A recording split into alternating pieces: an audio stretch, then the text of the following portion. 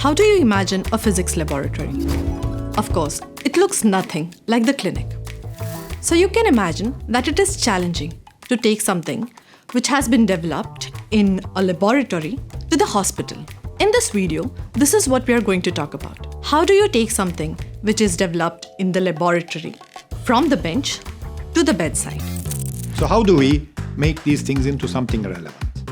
One should appreciate that as a physicist, I could have an idea, I could test it in my laboratories, I could build super complex or super simple and super easy to use devices, but none of these can be used to make any medical decisions on anyone's health unless it goes through a process. This is what we call translational research when it's in the research stage, and bench to bedside translation is another name you hear, and it's associated with many factors. One of these is interdisciplinarity. The physicist has to work with an engineer to make this device ergonomic and usable. The physicist and the engineer have to work with a clinician to ask the right questions, to find the right answers. All of them have to work with regulatory affairs people to get the proper ethical approval, work with laser safety people to make sure our lasers are safe. Put all these things together, test them. First, test that they are safe. Second, do some science, produce some papers, do some studies, and finally show efficacy.